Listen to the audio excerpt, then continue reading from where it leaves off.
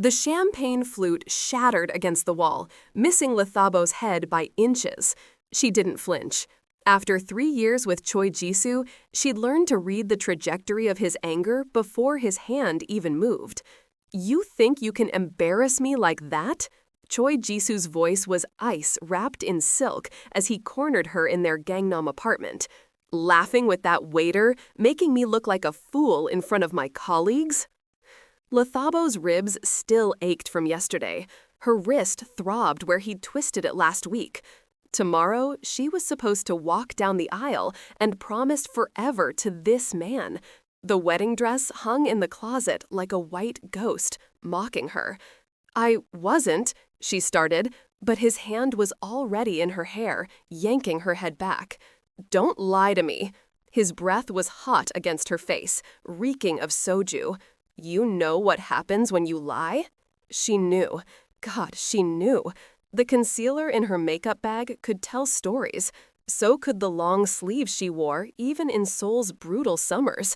So could the fake smiles she'd perfected for his family, his friends, anyone who might ask questions. But tonight, something was different. Maybe it was the 3rd bottle of wine she'd drunk while he was out. Maybe it was the realization that this would be her life forever after tomorrow. Maybe it was just that she'd finally run out of the ability to care whether she lived or died. When Choi Jisu's phone rang and he released her to answer it, stepping into the bedroom, Lethabo looked at the apartment door. She'd looked at it 1,000 times before, imagined running. But where would she go? She was a Black woman, a South African, alone in Seoul. No family, no real friends. Choi Jisu had systematically isolated her from everyone. She had no money of her own, no passport. He kept it locked in his safe. His voice drifted from the bedroom, angry, talking about some business deal gone wrong. She had maybe 3 minutes. Lethabo grabbed her phone, left everything else, didn't even stop for shoes. The door seemed to open in slow motion, and then she was in the hallway, then the stairs. She couldn't risk the elevator, then the street. The pavement was cold and wet against her bare feet. She ran. Seoul at midnight was a blur of neon and noise. She didn't know where she was going, just away. Her lungs burned, her feet left bloody prints on the sidewalk. Behind her, she heard shouting. Whether it was Choi Jisu or just her imagination, she didn't stop to find out. She turned into an alley, then another, until she was completely lost in the labyrinth of Gangnam's backstreets. Her phone buzzed. Choi Jisu. She threw it into a dumpster and kept running. That's when she stumbled into the building. Literally stumbled. Her foot caught on the threshold of what looked like an expensive office building, and she fell forward into a lobby that was all black marble and gold accents. A security guard started toward her, but a voice stopped him. "Leave her." Lethabo looked up. The man standing in the doorway of what appeared to be a conference room was tall, sharp-featured, wearing a suit that probably cost more than Choi Jisu's car. His eyes were dark and unreadable as they swept over her, barefoot, bleeding, wearing yesterday's clothes. "You look like you're running from something," he said. His Korean was crisp, educated, but there was something dangerous underneath it. Or someone. Lethabo's voice cracked. "I just need to hide, please, just for a few minutes." The man studied her for a long moment, then stepped aside. "Come in. We're just finishing up some paperwork." She didn't question it. She was too tired, too scared, too drunk on wine and adrenaline. She walked into the conference room, where several men in suits sat around a table covered in documents. They looked at her with varying degrees of surprise and suspicion, but none of them spoke. "Sit," the dangerous man said, gesturing to a chair. "You want water? Something stronger?" "Stronger," Lethabo said. "Definitely stronger." He poured her 3 fingers of whiskey from a crystal decanter. She downed it in one gulp. He raised an eyebrow, but poured her another. "What's your name?" "Lethabo." "Kwon Taeyang." He didn't offer his hand. "And you're running from my fiancé, ex-fiancé, as of about 10 minutes ago." "Ah." Kwon Taeyang sat down across from her. "Let me guess," he He hits you, controls you, tells you it's because he loves you? Lethabo's hand tightened around the glass. How did you— I know men like that. His voice was flat, emotionless. They're cowards. They pick women they think won't fight back. One of the other men at the table cleared his throat. Taeyang-si, we really need to finish. It can wait. Kwon Taeyang's eyes never left Lethabo's face. So, what's your plan? You can't go back. He'll kill you eventually. They always do. I don't have a plan. The whiskey was making everything fuzzy at the edges. I don't have anything. No money, no passport, no place to go. Everyone has something to offer. Kwon Taeyang leaned back in his chair. The question is, what are you willing to trade for safety? Through the whiskey haze, alarm bells started ringing in Lethabo's head. What do you mean? I mean, I can protect you, give you a place to stay, make sure your ex never touches you again. He paused. For a price. I told you I don't have any money. I don't want your money. Kwon Taeyang slid a document across the table. I want your signature. Lethabo looked at the papers. The Korean characters swam in front of her eyes. What is this? A contract. Sign it, and you're under my protection. No one will touch you. You'll have everything you need. And what do you get? A wife. The word hung in the air like a bomb. Lethabo laughed, a slightly hysterical sound. You're joking. I don't joke about business. Kwon Taeyang's expression didn't change. I need a wife for certain business purposes. You need protection. It's a mutually beneficial arrangement. You're insane. Possibly. He pushed the papers closer. But I'm also your only option right now, unless you want to go back out there and hope your ex doesn't find you first. Lethabo looked at the door, looked at the papers, looked at Kwon Taeyang's impassive face. The whiskey was singing in her blood, and she was so tired of being afraid.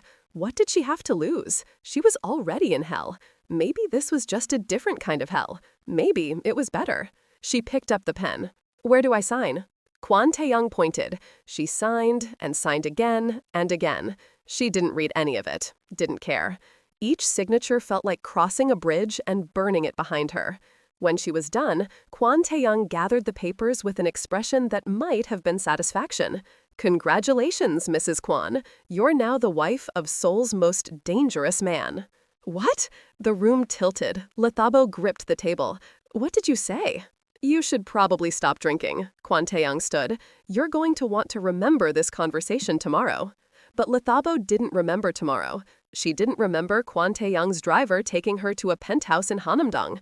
She didn't remember being helped into a bed that felt like a cloud. She didn't remember anything until she woke up in unfamiliar silk sheets in an unfamiliar room with sunlight streaming through floor-to-ceiling windows that overlooked the Han River. For a moment, she thought she was dreaming. Then she sat up, and every muscle in her body screamed. Her feet were bandaged. She was wearing clothes she didn't recognize, expensive pajamas that fit perfectly. And on her left hand, next to Choi Jisu's engagement ring, was another ring, a wedding band, platinum and diamonds. The door opened. Kwon Taeyang walked in carrying a tray with coffee and what looked like breakfast. He was dressed casually now, black pants, white shirt, sleeves rolled up. He looked younger in daylight, maybe early 30s, and even more dangerous. You're awake, he said. Good. We have a lot to discuss. Lethabo stared at him. What happened? Where am I? You're in my home. Our home, technically, since as of last night, you're legally my wife. He set the tray on the bedside table. You signed a marriage contract. It's binding under Korean law. Congratulations. The room spun. That's not possible. You can't just— I can, and I did. Kwon Taeyang sat in a chair by the window. Don't worry, I don't expect anything romantic. This is a business arrangement. You stay here, you follow my rules, and I keep you safe. Simple. This is kidnapping. This is rescue. His voice hardened. You came to me. You signed the papers of your own free will. Drunk, yes, but free will nonetheless. And now you're protected. Your ex-fiancé can't touch you. No one can. Lethabo pulled at the wedding ring. It wouldn't budge. Who are you? I told you, Kwon Taeyang. That doesn't mean anything to me. He smiled, but it didn't reach his eyes. It will. Eat your breakfast. Someone will be here in an hour to take your measurements. Measurements? For what? Clothes. You'll need an entirely new wardrobe. Can't have my wife looking like she dressed herself from a discount store. I'm not your wife. The papers say otherwise. Kwon Taeyang stood. Get used to it, Lethabo. Your old life is over. This is your new reality. The sooner you accept it, the easier it will be. He walked out, closing the door behind him. Lethabo heard the lock click. She was in a gilded cage. She'd escaped one prison, only to walk willingly into another. She threw the breakfast tray against the wall and screamed. Over the following days, Lethabo learned exactly what being Mrs. Kwon meant. Kwon Taeyang wasn't just wealthy. He was powerful in ways that made Choi Jisu look like a street thug. He owned half of Gangnam, had politicians and police on his payroll, and ran an empire that existed in the shadows of Seoul's glittering surface. People feared him. People obeyed him without question. And now, she belonged to him. You need to learn how to walk properly, the woman said, circling Lethabo like a predator. Her name was Madame Go, and she'd been hired to turn Lethabo into a proper society wife. You slouch, you drag your feet. Unacceptable. Lethabo was wearing heels that felt like torture devices, a dress that cost more than she'd made in a year back in Johannesburg, and had endured 3 hours of etiquette lessons. She was ready to commit murder. I know how to walk. You know how to walk like a common girl. Madame Go's voice was acidic. Now you're Mrs. Kwon. You represent one of Seoul's most powerful families. You will walk, talk, and behave accordingly. Or what? Or you embarrass your husband. And trust me, you don't want to do that. But embarrassing Kwon Taeyang was exactly what Lethabo wanted to do. She wanted to make him regret this insane arrangement. She started small, wearing the wrong clothes to breakfast, using the wrong chopsticks, deliberately mangling Korean pronunciation. Kwon Taeyang barely reacted. He'd simply look at her with those dark, unreadable eyes and say, "Try again." It was infuriating. What was more infuriating was that she couldn't leave. The penthouse was on the top floor, 40 stories up. Security was everywhere. Her passport was in Kwon Taeyang's safe, just like it had been in Choi Jisu's. She'd traded one cage for another, except this cage had better furniture. 3 weeks into her captivity, Kwon Taeyang summoned her to his office. "Tomorrow night, there's a gala," he said, without looking up from his laptop. "I'd rather eat glass." "That can be arranged, but it would be a waste of Madame Go's efforts." He finally looked at her. "You'll behave, you'll smile, you'll play the role of devoted wife. Understood? And if I don't? Then I'll make sure everyone knows your ex-fiancé's new address." Lethabo's blood went cold. "You wouldn't? Try me." Kwon Taeyang's voice was soft, deadly. "I don't make threats, Lethabo. I make promises. You're my wife now. That means you're useful to me. But if you become more trouble than you're worth, I have no problem cutting you loose. And we both know what happens then." She wanted to hit him, wanted to scream. But he was right. Without his protection, she had nothing. Nowhere to go. No one to turn to. Choi Jisu would find her within days. "Fine," she said through clenched teeth. "I'll go to your stupid gala." Good. He returned to his laptop. Wear the black dress, the one with the diamonds. The gala was a nightmare of false smiles and fake laughter. Lethabo stood beside Kwon Taeyang in a dress that probably cost more than a car, with jewelry that felt like chains, while he smoothed with politicians and businessmen who all looked at her like she was an exotic pet. "Your wife is beautiful," one man said in Korean, as if Lethabo couldn't understand. "Where did you find her?" "She found me," Kwon Taeyang replied smoothly. His hand rested on the small of Lethabo's back, possessive. "Lucky me." Lethabo smiled and said nothing. Madame Go had drilled into her that society wives were seen, not heard. It made her want to scream. Halfway through the evening, while Kwon Taeyang was deep in conversation with a man who was obviously a politician, Lethabo excused herself to the bathroom. She just needed 5 minutes away from the oppressive crowd, the judging eyes, the weight of the ring on her finger. She was reapplying lipstick when another woman walked in. Young, beautiful Korean, and wearing a dress that cost more than Lethabo's entire outfit. "So you're the one," the woman said in perfect English. "Kwon Taeyang's mysterious new wife." Lethabo met her eyes in the mirror. "And you are concerned?" The woman moved closer. "He's not what you think. Kwon Taeyang is dangerous, ruthless. He destroys everything he touches." "Thanks for the warning." Lethabo turned to leave. The woman grabbed her arm. "I'm serious. Get out while you still can. Divorce him. Leave Seoul. Just run." "You think I haven't tried?" Lethabo yanked her arm free. "I'm trapped here, just like everyone else in his world." "Then you're already dead." The woman's voice dropped to a whisper. "He doesn't let people leave.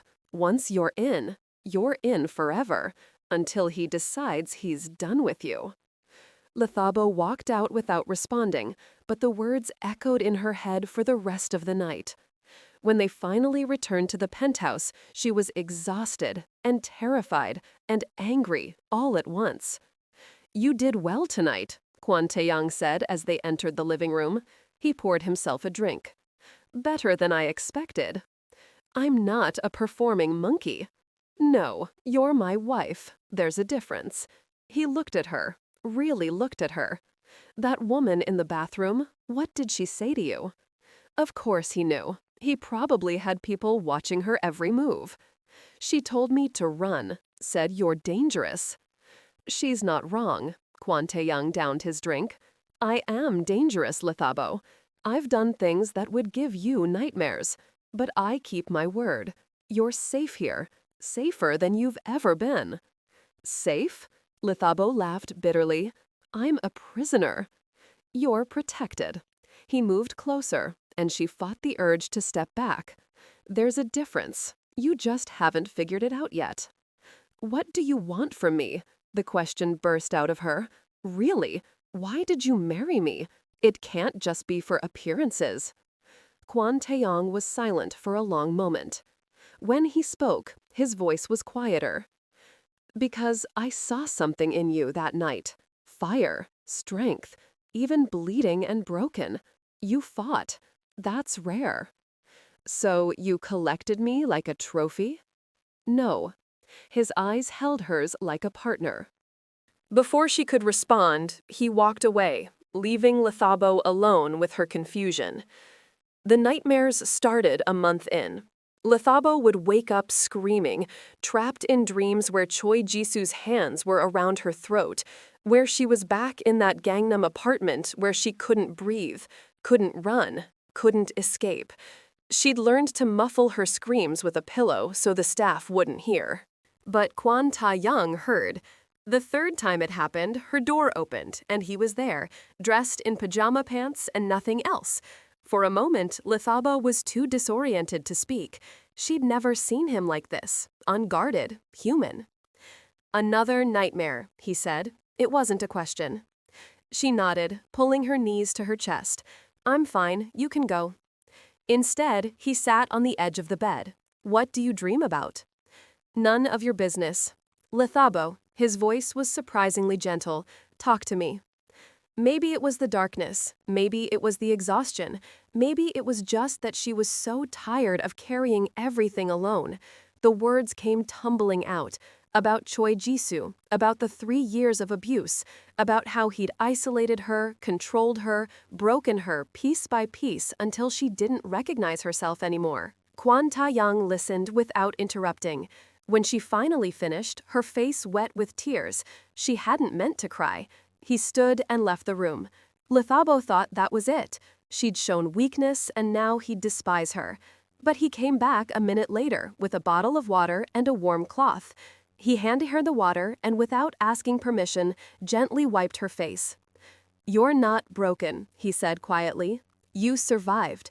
That makes you stronger than most people I know. I don't feel strong. Strength isn't about not being afraid, it's about being afraid and doing it anyway. He set the cloth aside. You walked into my office bleeding and barefoot, and you didn't beg, you didn't cry, you negotiated. That's strength. Lethabo looked at him, really looked at him. In the dim light, he looked younger, more vulnerable, human. Who are you, Kwon Taeyang? Someone who understands more than you think. He stood. Try to sleep. I'm right down the hall if you need me. After that night, things shifted between them. The hostility remained, but something else crept in. A grudging respect, a strange intimacy born from shared darkness. Kwon Taeyang started eating breakfast with her, asking about her day, treating her less like a possession and more like a person. But he also started pushing her in new ways. You're learning self-defense, he announced one morning. Excuse me? Starting today, 1 hour every morning. He sipped his coffee. You need to know how to protect yourself. From what? I'm locked in a fortress. From me? His eyes were serious. I want you to be able to fight back if you need to. Never be helpless again. The trainer was a woman named Ji Young, compact and deadly. She took one look at Lethabo and said, "We have a lot of work to do." It was brutal. Every morning, Lethabo's body was pushed to its limits. She learned to punch, to kick, to use her smaller size as an advantage. Ji Young didn't go easy on her. Neither did Kwon Taeyang when he occasionally joined the sessions, moving with a lethal grace that made Lethabo realize exactly how dangerous he truly was. Again, he said, as Lethabo attempted to break his hold for the 5th time. I can't. Yes, you can. His voice was hard. Again. She tried, failed. He didn't release her. What would you do if I was Choi Jisu right now? If I was hurting you? Something snapped in Lethabo. She twisted, drove her elbow back into his ribs, and when he loosened his grip in surprise, she spun and brought her knee up hard. Kwon Taeyang blocked it, but barely. Better, he said, a hint of approval in his voice. Use your anger. Make it a weapon. Over the following weeks, Lethabo felt herself changing. Her body grew stronger, leaner. She walked differently, held herself differently. The fear that had lived in her bones since Choi Jisu started to fade, replaced by something sharper, fiercer. And her relationship with Kwon Taeyang grew more complicated. They'd have breakfast together, trading barbs and occasional laughter. He'd ask her opinion on business matters, genuinely listening to her answers. At night, they'd sometimes sit on the terrace overlooking Seoul, drinking wine and talking about everything and nothing. But there were also moments of tension when his hand would linger on her waist at an event, when she'd catch him watching her with an expression she couldn't read, when the air between them would charge with something dangerous and electric. One night, after a particularly grueling training session, Lethabo found Kwon Taeyang in his office, staring at his computer screen with an expression she'd never seen before. "Worry, what's wrong?" she asked from the doorway. He looked up, surprised. "Nothing, business." Liar. She walked in, closed the door. "Tell me." For a moment, she thought he wouldn't. Then he leaned back in his chair, exhausted. "There's a war brewing between my organization and a rival group. People are going to die. Can you stop it? I can win it." He met her eyes. "That's different." Lethabo didn't know what made her do it, but she moved behind him and placed her hands on his shoulders. He tensed, then slowly relaxed as she worked at the knots in his muscles. "You're not as terrible as you pretend to be," she said quietly. "Don't be so sure." But his voice lacked its usual edge. They stayed like that for a long time, neither speaking, until finally Kwon Taeyang reached up and caught one of her hands. He didn't say anything, didn't need to. The moment said everything. 2 months into their arrangement, Kwon Taeyang had to leave Seoul for business. "A week in Tokyo," he said. Lethabo pretended she didn't care, but she found herself missing him. Missing their morning sparring sessions, missing their evening conversations, missing the strange, complicated thing that had grown between them. She was painting, something she'd started doing to pass the time, when her phone rang, a Korean number she didn't recognize. Hello. The voice made her blood freeze. Choi Jisu, did you really think you could hide from me forever? Her hand shook. How did you get this number? I have friends everywhere, baby. His voice was syrup and poison. I know where you are. I know who you're with. Kwon Taeyang might be powerful, but he's not untouchable. Stay away from me. Or what? Choi Jisu laughed. You'll tell your husband, the one you signed away your life to. He doesn't love you, Lethabo. You're just a toy to him, a shiny new thing. When he's bored, he'll throw you away. And I'll be waiting. Lethabo hung up, her whole body shaking. She immediately called Kwon Taeyang. What's wrong? His voice was sharp, alert. She told him about the call. There was a long silence. When Kwon Taeyang spoke again, his voice was deadly calm. Pack a bag. My driver will take you to a safe house. No. The word surprised her as much as it did him. I'm not running anymore. You trained me to fight, so I'm fighting. Whatever this is, we face it together. Another pause. Then I'll be home tomorrow. Don't leave the penthouse. And Lethabo, if he calls again, tell me immediately. Kwon Taeyang returned the next day, earlier than planned. Lethabo heard the door open and found him in the living room, looking exhausted and dangerous. Without thinking, she walked straight to him and hugged him. He went still. Then his arms came around her, tight and possessive. You're safe, he murmured into her hair. I promise he won't touch you. I know. And she did. For the first time since this insane arrangement began, she truly believed it. Kwon Taeyang pulled back slightly, looking down at her. His hand came up to cup her face, his thumb brushing her cheek. The air between them shifted, charged with something new, something dangerous. He leaned down, and Lethabo's heart hammered in her chest. Then his phone rang. The moment shattered. Kwon Taeyang stepped back, answering. His expression darkened as he listened. When? A pause. I'll handle it. He hung up and looked at Lethabo. Choi Jisu is making moves, spreading rumors, trying to damage my reputation. He thinks if he weakens me, he can get to you. What are you going to do? What I always do. Kwon Taeyang's voice was cold. Win. Over the following days, Lethabo watched Kwon Taeyang orchestrate a counterattack with surgical precision. Business deals fell through for Choi Jisu. His wealthy friends suddenly stopped returning calls. His reputation crumbled, but he kept calling Lethabo, each message more desperate and angry than the last. He's going to do something stupid, Kwon Taeyang said one evening. Desperate men always do. He was right. 2 weeks later, at a charity auction, one of those glittering events where Seoul's elite pretended to care about the poor, Choi Jisu made his move. Lethabo saw him first, pushing through the crowd.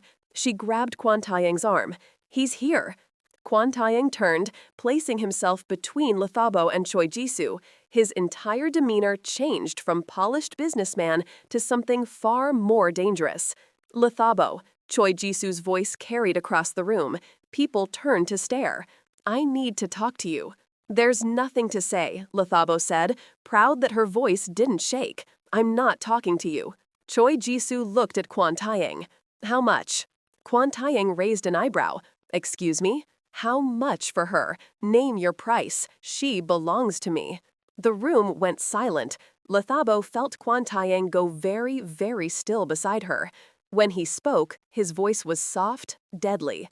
My wife is not for sale. Wife? Choi Jisu laughed a manic sound. She's not your wife. She's mine. I paid for her, brought her to Seoul, gave her everything, and she ran away like a thief in the night. You mean you beat her, Kwon Taeyang said clearly, loudly, making sure everyone heard. You abused her, terrorized her, and when she finally found the courage to leave, you stalked her. That's a lie. Is it? Kwon Taeyang pulled out his phone, tapped something, and suddenly Choi Jisu's voice filled the room. Recordings of his threatening calls to Lethabo, each one more violent than the last. "This is you, isn't it? Threatening my wife, promising to hurt her?" Choi Jisu's face went white, then red. "You bastard, I'll—" He lunged at Kwon Taeyang. It was over in seconds. Kwon Taeyang caught Choi Jisu's wrist, twisted, and drove him to his knees. The crack of bone was audible. Choi Jisu screamed. "You'll what?" Kwon Taeyang's voice was conversational, but his eyes were merciless. "Threaten her again, try to hurt her, touch what's mine." He leaned down. "Listen carefully. If you ever come near my wife again, if you ever speak her name, if you even think about her, I will destroy you. Not your reputation, not your business. You. I will erase you from existence. Do you understand?" Choi Jisu whimpered. Kwon Taeyang released him, and security, Kwon Taeyang's security, dragged Choi Jisu out. The room remained silent for a long moment. Then slowly, conversation resumed. But everyone looked at Kwon Taeyang differently now, with more fear, more respect. Kwon Taeyang took Lethabo's hand. "Let's go home." In the car, Lethabo couldn't stop shaking, not from fear, from adrenaline, from relief, from something she couldn't name. Kwon Taeyang held her hand the entire drive, his thumb stroking her palm in a gesture that was surprisingly tender. Back at the penthouse, Lethabo poured herself a large drink. "Thank you," she said quietly.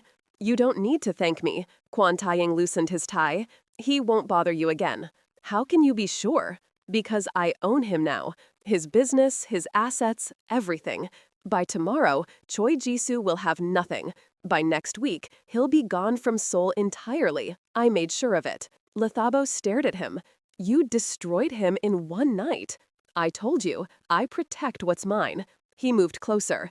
"And you're mine, Lethabo, whether you like it or not." "I'm starting to think I might like it." The words were out before she could stop them.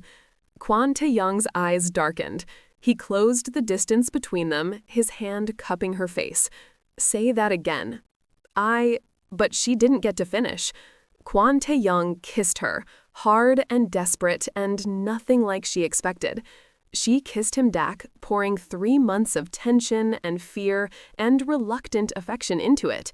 When they finally broke apart, both breathing hard, Kwon Taeyang rested his forehead against hers.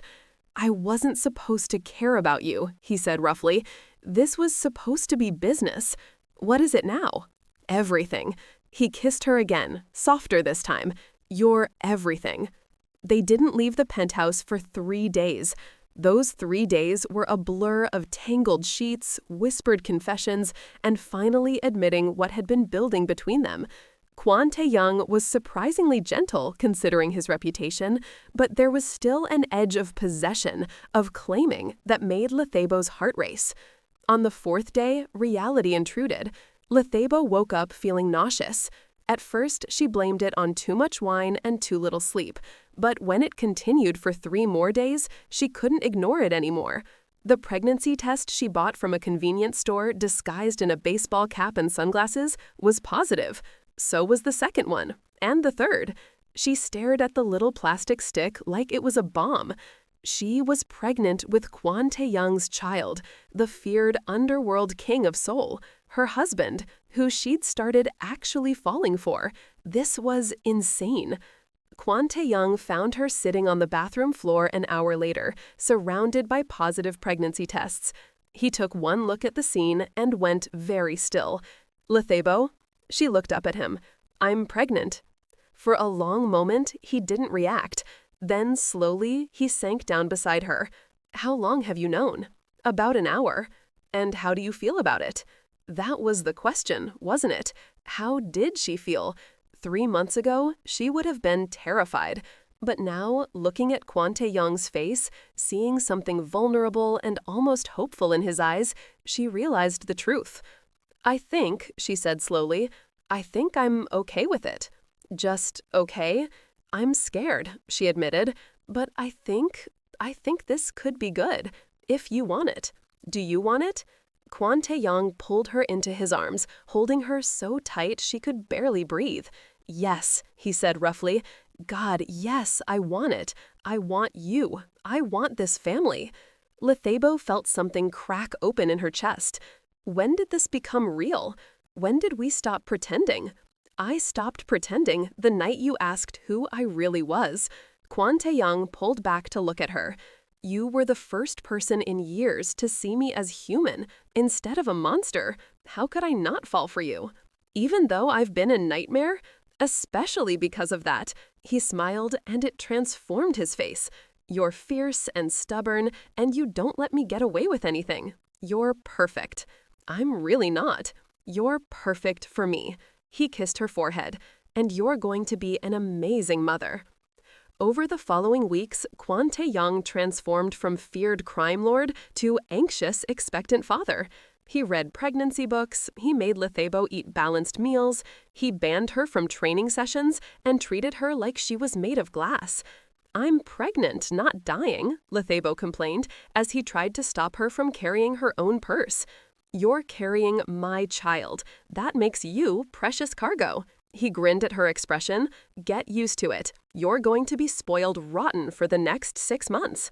7. I'm only 2 months along. 7 months of spoiling. Even better. Despite the hovering, Lethabo had never been happier. The nightmares about Choi Jisu faded. She felt safe. Genuinely safe. For the first time in years, she and Kwon Taeyang would sit on the terrace in the evenings, his hand on her still flat stomach, talking about names and nurseries and the future. What if they inherit your stubbornness? Kwon Taeyang asked on night. What if they inherit your control issues? Lethabo shot back. Then we're both in trouble. He kissed her temple, but I wouldn't have it any other way. The penthouse slowly transformed. One of the spare rooms became a nursery. Pale yellow walls, soft lighting, and more baby furniture than any one child could possibly need. Kwon Taeyang insisted on the best of everything. This is excessive, Lethabo said, looking at the third luxury crib option. Nothing is excessive for our child. Kwon Taeyang was absolutely serious. They deserve everything. They're going to be so spoiled. Good. He pulled her close. They'll never know fear, never know hunger, never know what it's like to be unwanted. I'll make sure of it. Lethabo heard what he wasn't saying, that he'd known all those things, that behind the expensive suits and ruthless reputation was a boy who'd probably suffered in ways she couldn't imagine. She kissed him softly. You're going to be an amazing father. I hope so. His voice was quiet. I don't exactly have a good example to follow. Neither do I. We'll figure it out together. But pregnancy wasn't all romantic moments and nursery shopping. Lethabo's morning sickness was brutal. She couldn't keep anything down for weeks. Kwon Taeyang would sit with her on the bathroom floor, holding her hair, bringing her water, looking helpless and worried. I'm calling the doctor, he said, after a particularly bad episode. It's normal. I don't care. I'm calling the doctor. The doctor assured them everything was fine, just severe morning sickness. Kwon Taeyang wasn't convinced. He started working from home more, hovering, making sure Lethabo ate small meals throughout the day. You're going to drive me crazy, she told him. Probably. He didn't sound apologetic.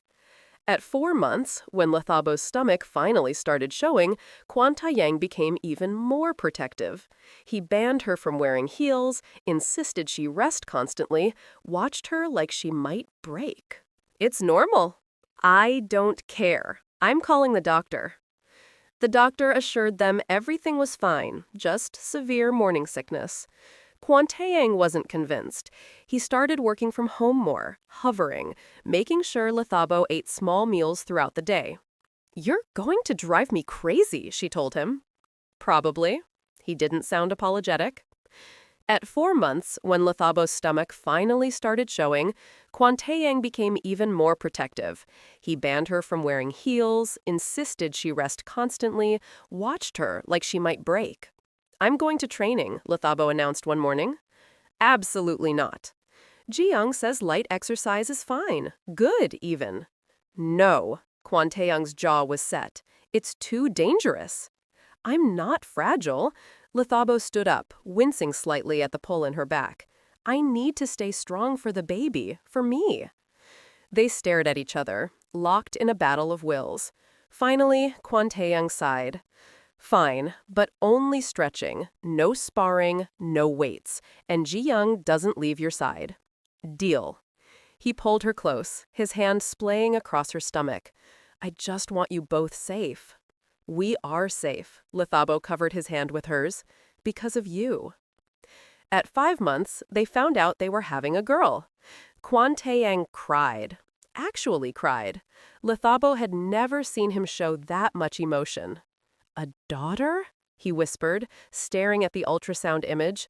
We're having a daughter. Are you okay? I'm terrified. He looked at Lethabo, eyes wet. How do I protect her from everything? From the world I live in, from people like me? You protect her by being her father, by loving her, by showing her what a good man looks like. Lethabo took his hand. You're not the monster you think you are, Taeyang.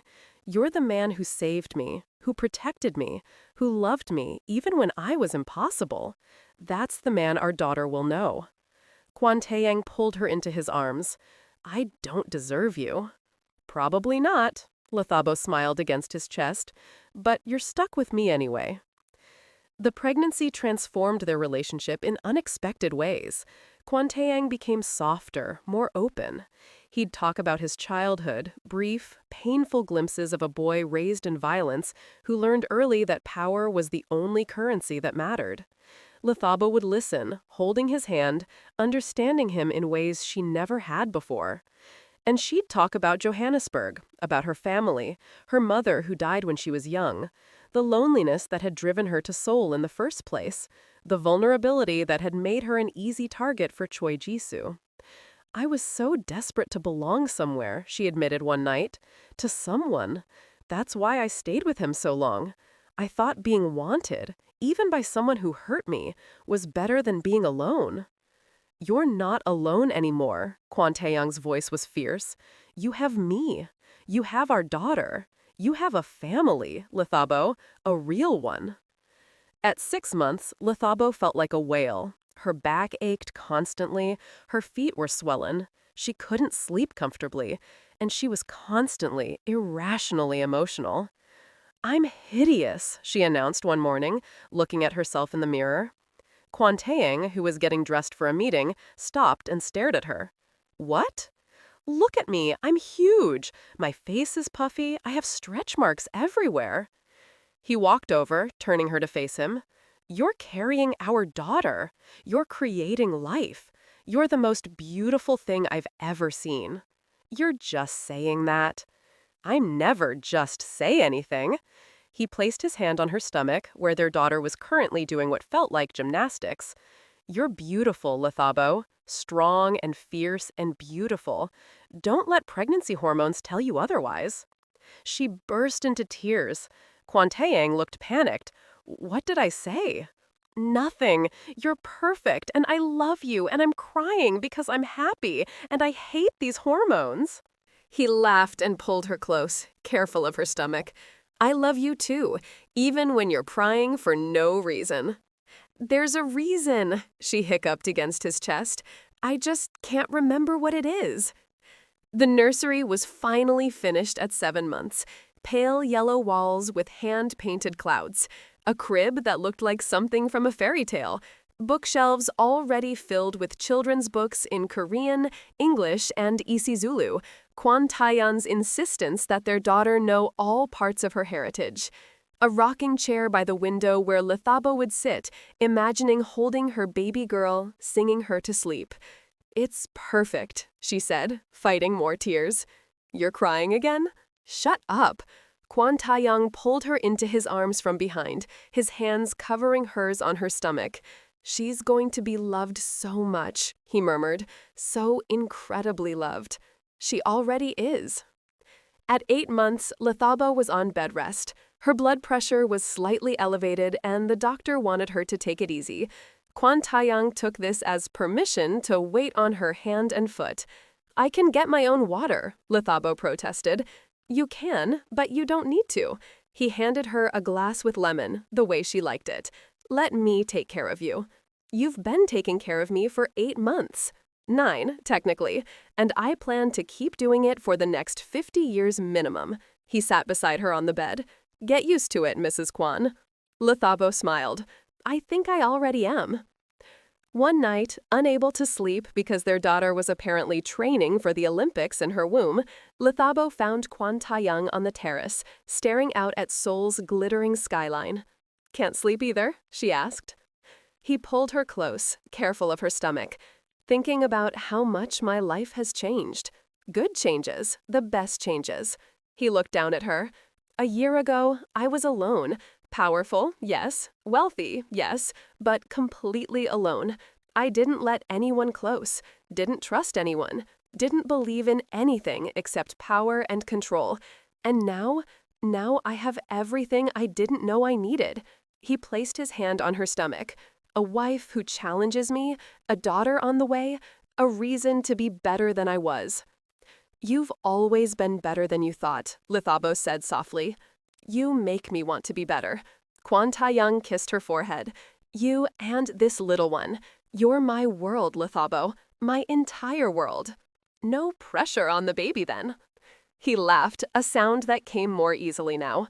She'll handle it. She's half you, after all. Stubborn and fierce and absolutely unstoppable. And half you, which means she'll be protective and intense and probably give us gray hair before she's 5. Probably. Kwon Taeyang grinned.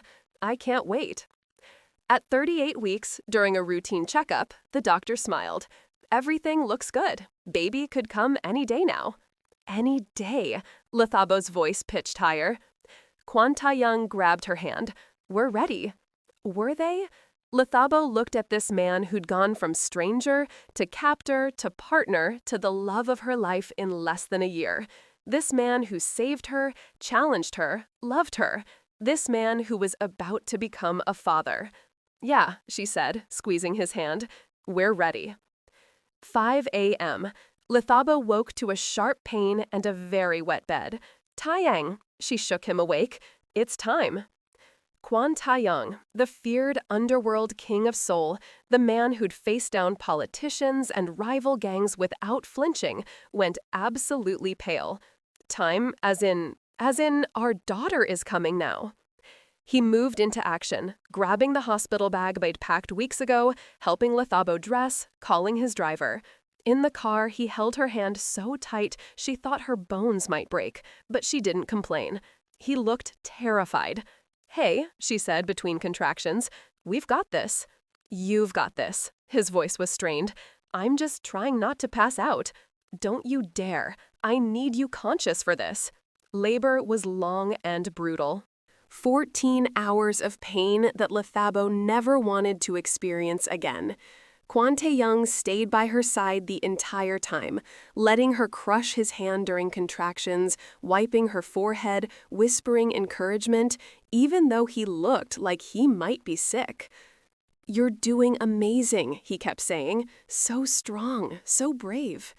I'm going to kill you for doing this to me, Lethabo panted. Fair enough. When their daughter finally arrived, screaming her displeasure at being removed from her warm cocoon, the world stopped. The nurse placed her on Lethabo's chest, and Lethabo looked down at this tiny, perfect person, dark skin like hers, a shock of black hair, eyes squeezed shut, and felt her heart explode. Oh, she whispered. Oh, look at her. Kwon Taeyang was crying again, unashamed. He reached out with a shaking hand to touch their daughter's tiny fingers.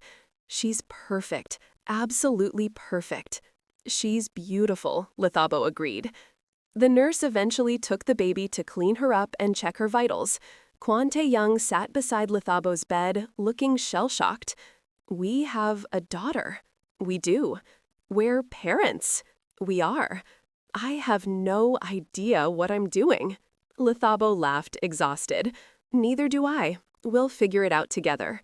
When the nurse brought their daughter back, swaddled in a pink blanket, Kwon Taeyang stood to take her. He held her like she was made of glass, staring down at her with an expression of absolute wonder. Hi, he whispered. I'm your dad. And I promise you, you will never know fear. You will never doubt you're loved. You will have everything good in this world, and I will protect you from everything bad. That's my promise to you." The baby yawned, unimpressed. Lethabo smiled through tears. What should we name her? They debated names for months, but never settled on one. Now, looking at their daughter, Kwon Taeyang said, "Hope. Her name is Hope. Hope Kwon." Lethabo tested it. "I like it. Hope Lethabo Kwon. After her mother, the strongest woman I know. Hope Lethabo Kwon it is." The first weeks were chaos. Hope was a terrible sleeper, which meant her parents were terrible sleepers. Lethabo was healing from delivery. Kwon Taeyang was trying to balance fatherhood with running his empire. They were both exhausted, overwhelmed, and completely in love.